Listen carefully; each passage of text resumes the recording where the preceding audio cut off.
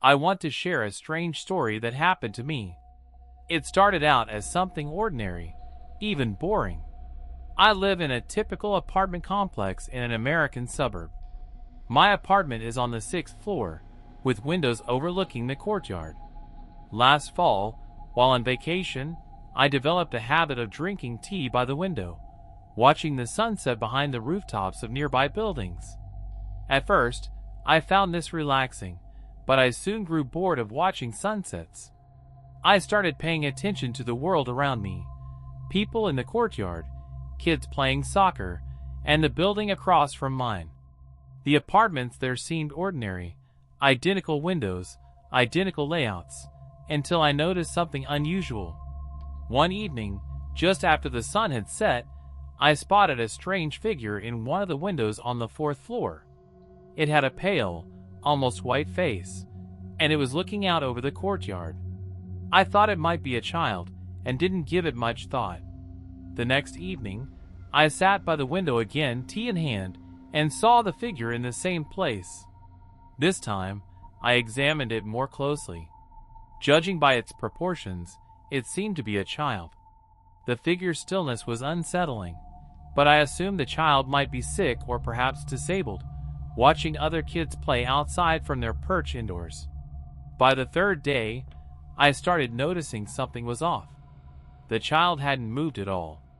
Even when night fell, they remained in the same position, and the lights in the window never came on. I began to feel uneasy. What unnerved me even more were the eyes, or rather, the lack of them. In the place where the eyes should have been, there were dark hollows. On the 4th day, I couldn't shake the feeling that something was wrong. I borrowed a pair of binoculars from my neighbor to get a closer look, but no matter how hard I tried, I couldn't focus on the figure. The window frames and ledges were clear, but the figure itself was blurred. It seemed to be positioned further back from the window. Worse still, I started to feel as though those dark hollows were staring directly at me. I stopped sitting by the window and began closing the curtains. I even avoided the kitchen entirely, preferring to drink tea in another room. But curiosity gnawed at me.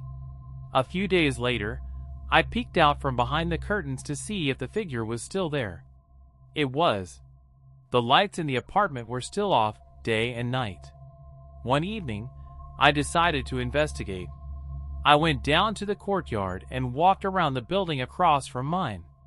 I tried to see the window from below, but all I could make out was the reflection of the evening sky.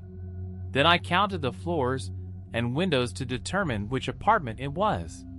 It corresponded to apartment number 16. I found myself at the entrance to the building, hesitating at the intercom. It felt foolish to invade someone's privacy like this.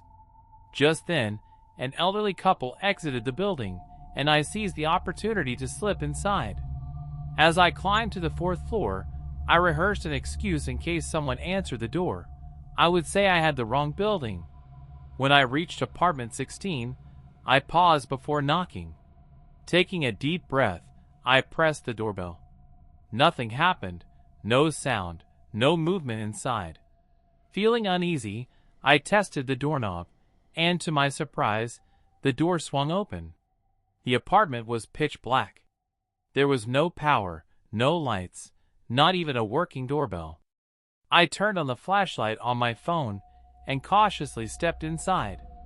The living room was empty, with bare walls and a thick layer of dust on the floor. The only footprints were my own. It was clear the apartment had been abandoned. One room remained unexplored, located at the end of a narrow hallway. My unease grew as I approached the slightly ajar door. With a creak, I pushed it open. The room was as empty as the others, except for an old child's desk near the window. On the dusty surface, someone had written, "I see you." A chill ran down my spine. The writing was fresh, undisturbed by the thick dust covering everything else. I looked out the window and immediately spotted my own kitchen window, its light still on. My teacup sat on the table, exactly where I'd left it. The realization that something, or someone, had been watching me all this time made my skin crawl. I didn't linger. A voice in my head urged me to leave. As I turned to exit, I felt an almost physical weight pressing on me, as if something was watching my every move. I hurried back through the hallway and out into the brightly lit stairwell, nearly colliding with a neighbor from the apartment next door. The elderly woman looked startled to see me emerge from the abandoned apartment. I quickly blurted out that I was looking at the apartment because I was considering buying it. She narrowed her eyes skeptically and retreated behind her door. From the other side, she muttered that apartment 16 had been vacant for years, and that she didn't know much about its last residents. When I returned home, I noticed the figure was no longer in the window. The apartment remained dark in the following days, and the figure didn't reappear. A year later, I had almost forgotten the incident. But just recently, I came home from work early and glanced out my window. To my surprise, the windows of apartment 16 were lit up. Inside, I could see the silhouettes of people moving around. It seemed someone had moved in. Now I wonder if I should warn them. What if it's all in my head? They might dismiss me as paranoid or crazy. But if I'm not, and something is truly wrong with that apartment, they could be in danger. What would you do in my place?